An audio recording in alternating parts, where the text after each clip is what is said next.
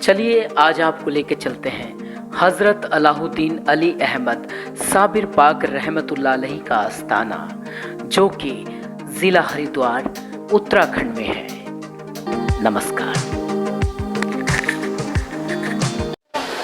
नमस्कार, आप देख रहे हैं हमारा ख़ास कार्यक्रम।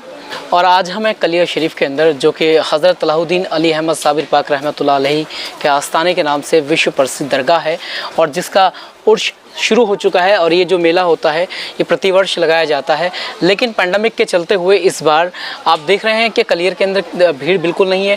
कारोबारियों का जो कारोबार चला करता था, 1 महीने पहले यहाँ पर भीड़ हो जाया करती थी। और जहाँ पर हम खड़े हैं बड़ी दरगाह के पास, यहाँ का जो माहौल है इस समय चारों तरफ भीड़ रहा करती थी, लेकिन पैंडमिक के चलते हुए सभी चीज़ों में अच्छा खासा फ़र्क नज़र आ रहा है। मेरे साथ हैं इतिहासकार और हमारे जाने माने पत्रकार श्री गोपाल नारसन जी। वो बताएंगे कि कलियर शरीफ की थोड़ा सा इतिहास के बारे में आपको बताएंगे कि यहाँ का क्या इतिहास रहा है और ये दरगाह कहाँ कहाँ तक मशहूर है और इसकी क्या क्या चीज़ यहाँ की खासियत है। सर, आपका स्वागत है। बताइए थोड़ा सा कलियर शरीफ के बारे में आप। देखिए, जो उत्तराखंड है ये देवभूमि के नाम से मशहूर है और यहाँ पर 4 धाम तो जो प्रसिद्ध है, केदारनाथ, बद्रीनाथ, गंगोत्री, यमुनोत्री। एक धाम यहाँ पर सिख समुदाय का है, हेमकुंड साहिब, और एक धाम यहाँ पर मुस्लिम समुदाय का है, वो है साबिर साहब की पाक दरगाह, यहाँ पिरान कलिया ग्रुप में। पिरान कलिया ग्रुप में मान्यता है कि अगर आपको अजमेर शरीफ की यात्रा करनी हो, अजमेर शरीफ में जाकर सजदा करना हो, तो उससे पहले कलियर में साबिर साहब की सजदा दरगाह पर जाकर सजदा करना ज़रूरी होता है।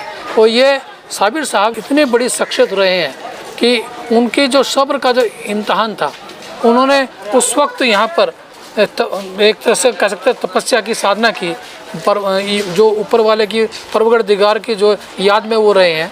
और उन्होंने यहाँ पर इंसानियत का जो फरमान दिया है, सबसे बड़ी बात उन्होंने बहुत सारे पेशेंस जिसे कहते हैं, पेशेंस जो है वो उन्होंने यहाँ पर दिखाया है। और उनकी जो ये कह सकते हैं आपकी, उन्होंने मिसाल भी पेश की है, इंसानियत की मिसाल पेश की है।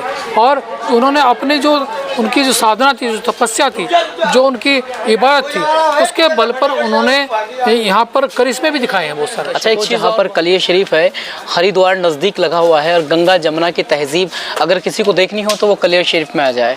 यहाँ पर कल कल बहती गंगा है, जिसके पाक गंगा के पानी से वज़ू करने के बाद लोग नमाज़ पढ़ा करते हैं, अदा करा करते हैं। ये एक बहुत ही मुक़द्दस जगह है। और इस जगह की अगर बात की जाए तो यहाँ पर मन्नतें मांगने के लिए लोग मन्नतें पूरी होती हैं। और विदेश से और देश भर से तो यह तांता लगा रहता है, लेकिन इस बार कोरोना वैश्विक महामारी के चलते हुए यहाँ पर भीड़ तो बहुत कम दिखाई दी। गोपाल जी, एक बहुत बड़ी बात आपने कही कि जैसे हमारे 4 धाम हो गए, केदारनाथ, बद्रीनाथ, यमुनोत्री, गंगोत्री, उसके बाद यहाँ पर सिख समुदाय का है और एक ये दरगाह तो खैर सभी समुदाय की होती है, वहाँ पर किसी एक पक्ष की नहीं हम कह सकते।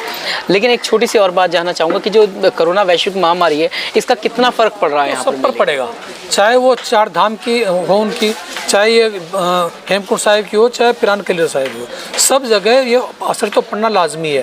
क्योंकि जान है तो जहान है कहते हैं। देखिए, इबादत भी तब करते हैं ना आदमी जब वो स्वस्थ होगा। अगर स्वस्थ नहीं तो इबादत कहाँ से होगी।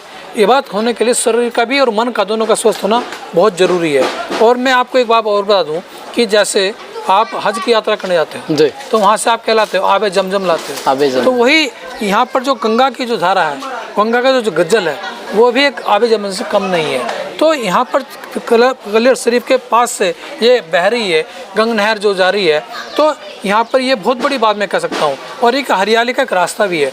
आपने देखा हो कि जो यहाँ पर जो मेन जो रंग है वो हरा है।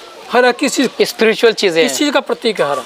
हरा जो पौधा है वो समृद्धि का प्रतीक होता है, सुकून का प्रतीक होता है। तो ये जो पिरान कलिया साहिब है, और मैं आपको बताऊं कि यहाँ पर एक नहीं बहुत सारी दरगाहें, किलकिली साहिब की दरगाह यहाँ पर है, बहुत सारी दरगाह यहाँ पर है। लोग आते हैं, मत्था टेकने आते हैं। और हर बृहस्पतिवार को यानी गुरुवार को लोग आते हैं यहाँ पर, जुमेरात को यहाँ पर आते हैं लोग। तो और पीर के दिन यहाँ पर आते हैं, सोमवार के दिन। अच्छा, भी मैंने देखा कि इंतजाम किया जा रहा है, खासकर साबिर पाक की जो दरगाह है वहाँ पर एक लकड़ी की रॉ बनाई जा रही है, जिसके अंदर डिस्टेंस के हिसाब से मेल फीमेल या फिर दूरी के हिसाब से जो 2 फीट की 1 फीट की जो दूरी मानी गई है आपकी, उसी हिसाब से यहाँ पर पूरी लकड़ी की एक बैरिकेटर बनाया जा रहा है। उसको उसके बीच में से सबको निकाला जाएगा। तो हो सकता है कि जैसे आज चांद की 9 तारीख है और 11 और 12 तारीख में मेला बहुत अपने रूज पर होगा, लेकिन अब देखने वाली बात यह है कि कोरोना के चलते हुए बाहर से जो ज़ायरीन हैं वो आ रहे हैं अभी थोड़ा यहाँ पर, लेकिन आज के दिन यहाँ पर बहुत ज़्यादा भीड़ रहा करती थी कोरोना के चलते हुए। सर आपने देखा? मुझे जो लगता है वो ये लगता है कि इस बार भीड़ बहुत कम रहेगी। जहाँ तक बैरिकेडिंग की बात है तो मेरा प्रशासन की ड्यूटी है ये कि वो अंदाज नहीं लगा सकता कितने लोग आएंगे कितने नहीं आएंगे, लेकिन चूंकि कोरोना महामारी है साथ साथ हमारे पास संसाधन भी कम है। जो रेलवे 2 साल बाद कुंभ का भी बहुत मुख्य रूप से जो है ना, जो ट्रेन के द्वारा ज़ायरीन लोग आते थे, लेकिन ट्रेन भी ज़्यादातर बंद है। कुछ ट्रेनें स्पेशल ट्रेनें चली हैं, लेकिन उसका कोई जो आम जन में जो मैसेज है, जो संदेश, वो ये है कि ट्रेन नहीं चल रही है। अच्छा सर, कम है। अभी कुछ साल बाद तो कुंभ की भी तैयारी हो रही है। कुंभ कौन से 2021 में? कुंभ 2021 में भी है और मुझे लगता है वो मेला जिसको कहा जाता है पूरी दुनिया का सबसे बड़ा, जैसे कावड़ मेला कहा जाता है, लेकिन उससे भी बड़ा जो है महाकुंभ है और महाकुंभ 2021 में हरिद्वार में होने के लिए जा रहा है। तो प्रशासन के सामने कहीं ना कहीं बहुत बड़ी एक समस्या है कि जो कुंभ को सही तरीके से, पूर्ण तरीके से, देखिए उन्होंने भी घोषणा की है, प्रशासन ने घोषणा की है, सरकार ने घोषणा की है कि हम तय समय पर कुंभ को करेंगे, लेकिन तय समय पर तो ये मेला भी हो रहा है साबिर साहब का, नहीं हो रहा क्या? हो रहा है। लेकिन यहाँ पर जब ज़ायरीन नहीं होंगे, ऐसे कुंभ में अगर श्रद्धालु नहीं होंगे, आप केवल आप फॉर्मेलिटी कर लें वो अलग बात है, आप निर्माण कार्य कर लें वो अलग बात है। बहुत बड़ी बात गोपाल जी ने कही। मैं इतना जरूर कह सकता हूँ कि अगर हम साधक हैं, अगर हम यहाँ पर मानते हैं, साबिर साहब को मानते हैं, यहाँ की दरगाह को मानते हैं, तो हम घर पर रहकर भी हम इबादत कर सकते हैं। बहुत बड़ी बात है। ये सबसे बड़ी बात है।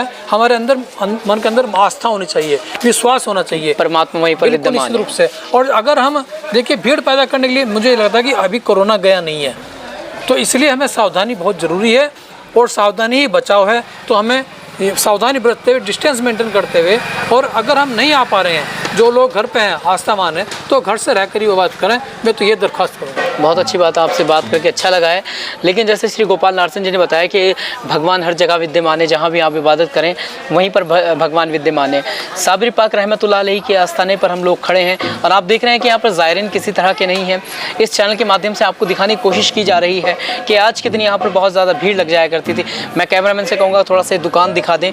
यहाँ पर भी आप देख सकते हैं किसी तरह का कोई ग्राहक नहीं है, सामान जैसे लगा हुआ है, आप देख सकते हैं पूरी लंबी लाइन आगे तक है। यहाँ पर किसी भी तरह का कोई भी यहाँ पर भीड़ नहीं है, इससे में सुकून यहाँ पर है। जैसा आम दिनों में यहाँ पर हुआ करता था उससे भी ज़्यादा सुकून यहाँ पर देखने को मिल रहा है।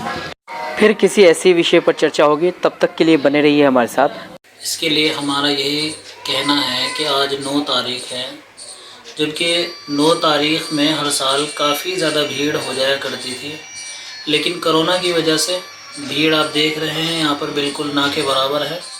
तो हम सिर्फ यही कहना चाहेंगे कि अगर ज़्यादा ही ज़रूरी हो तो लोग तारीख़ में आ जाएं, वरना अपने घर पर ही रहें और डिस्टेंसिंग का पालन करें।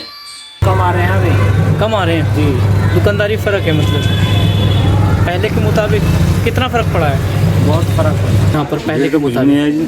पहले से तो बहुत, कोरोना से, जब से कोरोना की बीमारी है जब से तो कुछ भी भीड़ नहीं है। सब मेला भी ऐसे ही दिख रहा कि कुछ भरेगा नहीं भरेगा। अच्छा, तो ज़ायरीन आ नहीं पा रहे?